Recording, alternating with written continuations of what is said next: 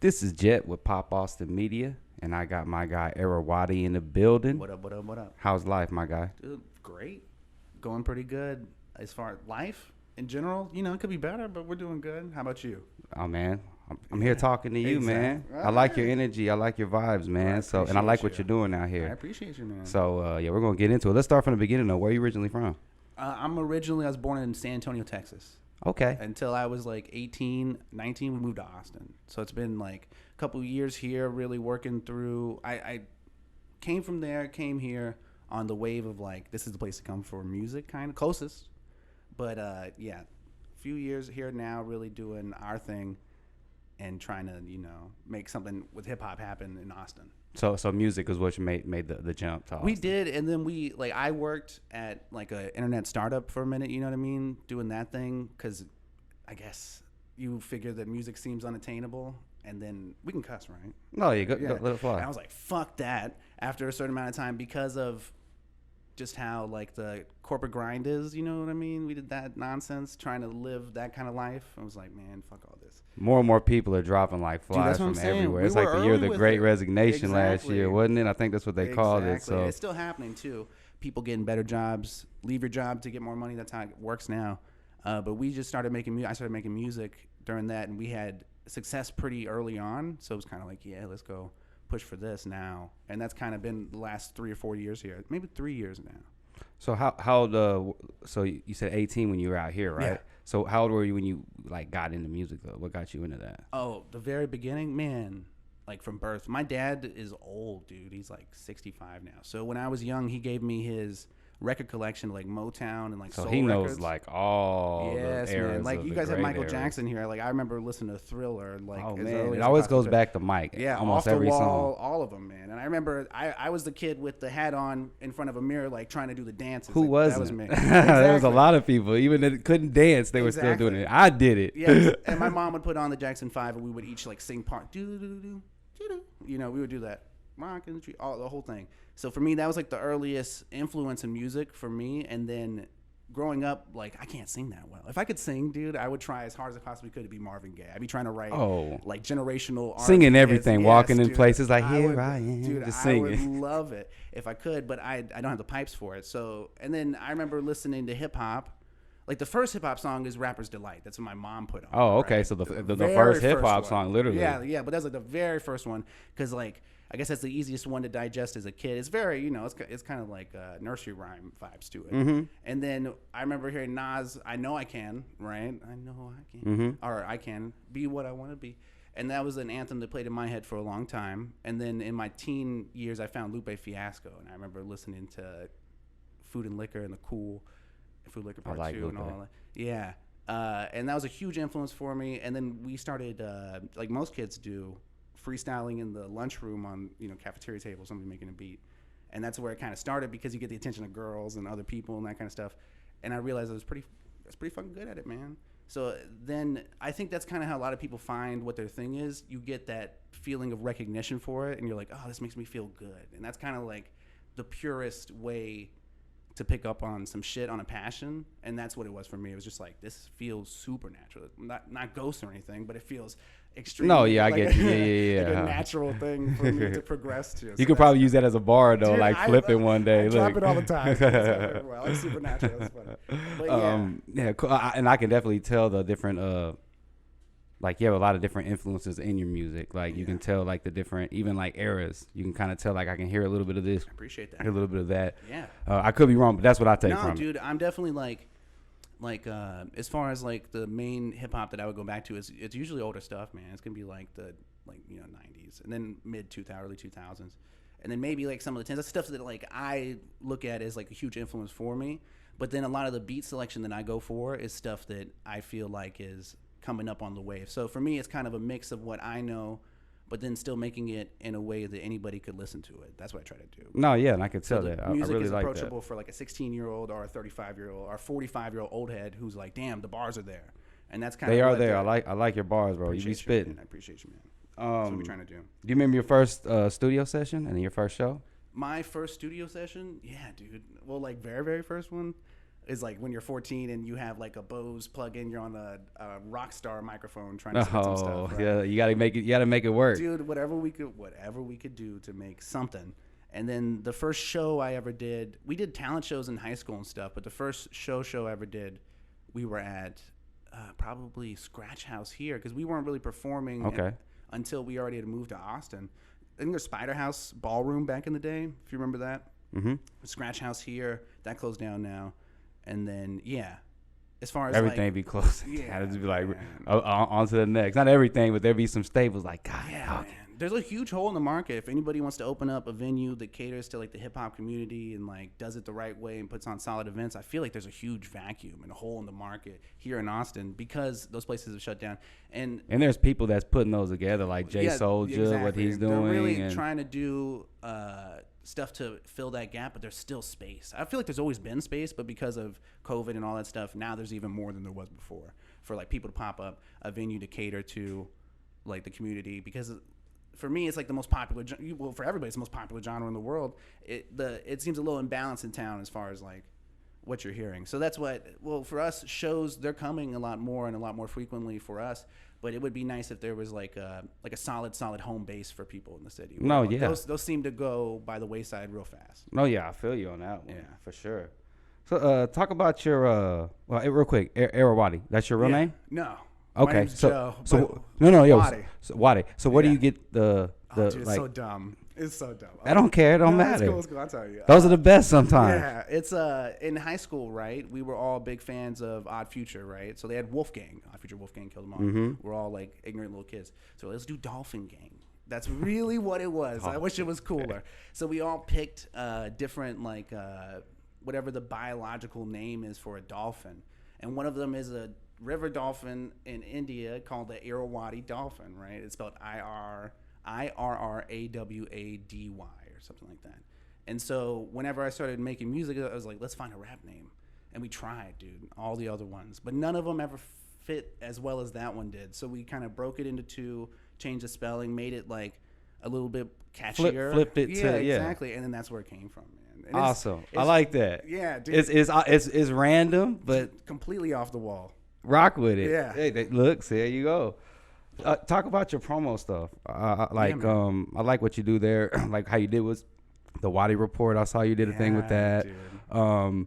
Also, like what you're doing with live. We I see Twitch. Your live Twitch. So talk about like that. Is it like an importance of a way to build up your fan base? You think that that's something that's really important in today's I feel like game? if your music, if I make sense with what I say. I feel you 100%. If your music is up to like a high point and you feel like you're doing something that's really dope and your visuals aren't there, because I do that stream, right? We do a stream called the Tiny Studio. You can find us on Twitch, Era Wadi. Just look for that. But we do it, and sometimes I'll have people that send in a music video or a lyric video where it's a really good song, but the visuals aren't up to snuff, right? They're not as good as the song is. Or sometimes the visuals are really dope, but the song is kind of trash. And there's like the balance is there. For us, it's the presentation of the whole thing. I think you guys probably know what that is about. I see the clips that you cut together, the way that you present it. You know that the presentation is as important as what the product is. So that's kind of how we approach it, but we still keep everything in our own vein. We do everything our way, and that's why I think people really fuck with it, is because it's something that's different, but it's higher quality, and we're always trying to like do something cool, different, and at a high level, because hopefully that's what catches people's eyes and ears and gets them to tune in. Sometimes it's not. Like an example is on TikTok, like they kind of fuck with simple, like grimy, like one shot. Hey, what's up, guys? You know, I'm a spit, baby, give me 3 words, and he pretends to freestyle for like 45 seconds. Or a song that maybe have something that they do something to that song, you know, exactly. Like wipe. What was it? I think whatever it was, like somebody was wiping something down. A wipe me down. Yeah. That was a while ago, but yeah, dude. Yeah, it really depends, and then each platform you kind of have to have content made for that platform, right? So if we're uploading to YouTube, like if we're doing a YouTube video, it has to be a certain way for all that stuff. So that kind of stuff, we think in the long term is what establishes like a brand that people associate with like dope shit. And that's kind of what it boils down to. We're just trying to make dope shit. And then we take something that maybe you're familiar with, but then we're going to twist it. Like if you watch Nickelodeon in the 90s, I'm going to hit you with nostalgia, but it's going to be 100% in my own voice, but it's going to remind you of some shit you heard before. and that's kind of the. I like that. No, yeah, like I said, I've seen a lot of the promo stuff y'all do. So your whole team is doing your thing. Dude, so shouts out to them. Team. Shouts out to her. I see her over there. Dope. I really like that. So what do you think about the Austin scene? So you say you've been out here for how many? Like you said, 3-4 years. It's been like 7-8 years. Oh, now, 7-8 years now. Yeah. Okay. In the scene, really looking at it. Yeah, dude. Like I said, there's space in it. I feel like there's a lot of people. We talked about it. We did an interview with the Co-op Radio, right? Like a couple days ago. We talked about a similar thing where it's like, and they do like events and they put on stuff, but it's like for being the most popular genre in a city that's known for music, right? It's underrepresented and underdeveloped in a weird way, man. A weird way that's almost unexcusable in my eyes when it's like, if I played a guitar and sang country music, I could get a gig almost anywhere in this whole city, right? Where I've had, and I won't drop names, but I've had a venue literally say to the person who was booking me, I listened to one of his songs, and this is the reason why we don't book hip-hop here. And for me, that's like, what are you talking about? I'm not even like offensive. Like I might say, I know, you, not at all. I'm not like making crazy shit. No, you know, it's insane to me. What you're saying is really par for the course in hip hop. Like spin some shit that's like, and not even the worst of it. So like that, and yours is more like a. Some of them are like more, even if it's like it's offensive, it's more comedy too. Yeah. Or it has like a comedy twist to it. It's more like a sarcasm to it. It's not like aggressive. I'm trying to talk some shit about the reason why this is happening and trying to put a layer in there and something dope. But it's like people who don't like hip hop don't listen to it on that level. They listen to it on the certain. They hear a "fuck you" and they're like, "Oh no!" Oh yeah. But I didn't. I took it as it was like it's funny, some funny shit too. What he's saying, but it's real. Yeah, the patrons are gonna not fucking buy their third whiskey if they hear somebody say "fuck you," eat my dick. You know, but I don't even say eat my dick. I just say "fuck you." You know what I mean? I might say that on stage just to get the crowd going, but I'm not gonna say that shit in a song. So for me, it was a personal experience and anecdotal. You know, it's just a fucking story that I'm telling you. But I feel like a lot of people probably have experienced that, and unless you're making a certain type of music, it's more difficult in hip hop genre than it is in a singer songwriter, country, rock band, all stuff. I know people that are trash. They can't even play the guitar. They can get gigs because they have the space for them. And in Austin, that's not here yet. And there's people, like you said, and people I know, people we probably all know, that are pushing to try to create that space and trying to make something that people can grow in. But think about it, man. There's no upward trajectory in Austin for hip hop. You can't climb a ladder because there's no ladder really. What does it lead to? Exactly. There's no central hub like you said where they can like an actual venue where they can house and they can funnel. And there should be because there's hella talent. People come here from all over this giant state. The vibes are here. We got weird shit. We're a bunch of hippies and fucking pot smokers and shit. Why don't we have a sound? Like Houston, Dallas has a sound. Atlanta has a sound. Chicago has a sound. New York has a sound.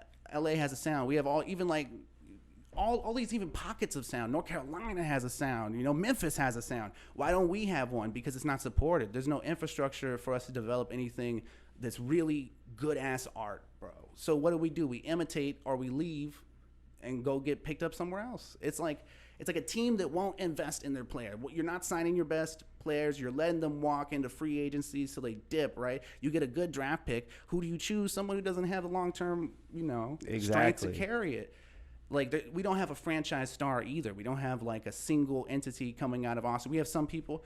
We have, like, people who have bubbled up for sure. No, yeah, but yes. I know what you're saying. And we also need, like, those producers to be there with you so they can have that sense. We'd have them. Yeah, but they need to be out there more, I guess. Most of them, they produce. They go to L.A. They get signed by some company or they get signed by some label to go produce for like art, like real artists, but then they don't claim Austin because why, man? Austin wasn't here lifting them up. They had to leave Austin to blow up, and that's the thing that's weird, dude. And there's a lot of reasons for it. I won't say all the. We all know all the reasons. We saw all the reasons the past couple of years. We know why, but it's like until somebody does something, I don't think it's gonna change. You have people really pushing for it, but you don't have like the community in the city. If anything, prices are going up.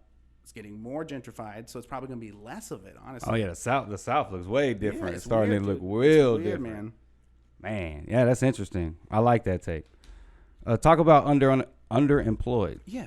I got that almost messed up. Talk about that, and then let's talk about Blank Check that just dropped last week. I rock with both of those. I rock with that project, and then I rock with that new record that you got. Appreciate you. So the original The first project we made was Layoff season, right? So we're trying to keep with this like labor working thing, and this is before, like you said, the Great Resignation tip. Like it was before all that stuff.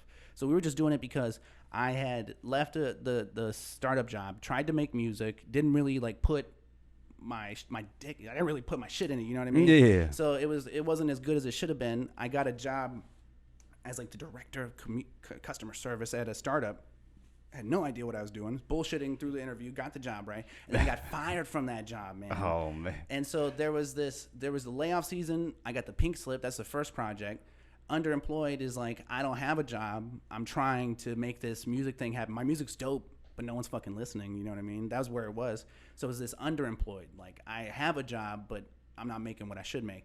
The project, honestly, I put it out probably sooner than I should have. Like, I feel like when I listen, and I think it's probably a lot of musicians or artists when you listen to it, there's things where you go like, damn, if I could do it again, it'd be so much doper. There's great songs on there, but it's not that DODA is hilarious. Yeah, dude, I like that. Yeah, and I like that intro too. I've listened to a lot, but those two really stood dude. out. I like Wet Brain is really good, and then the singles that we dropped after, it's been like a progression. I've seen it's sounds. like more like I've seen you've done more like single drop. Exactly. It seems like, which is I get you. It's smart, especially when it's the path to get like fans of yours music consistently.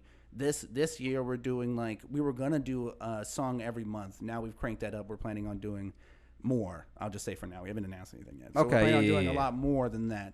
So because of that, like our process is shifting. We did a thing where we dropped a lot of singles to get people to introduce to the sound that we were building. Now I feel like the sound is at a point where we can push it. So that's what we're doing now. We have like a series of 3 singles that are dropping. We had Blank Check dropped, and then the next one is Schmo. That drops the 25th of February, so this coming month, or maybe this month, I don't know what day it is.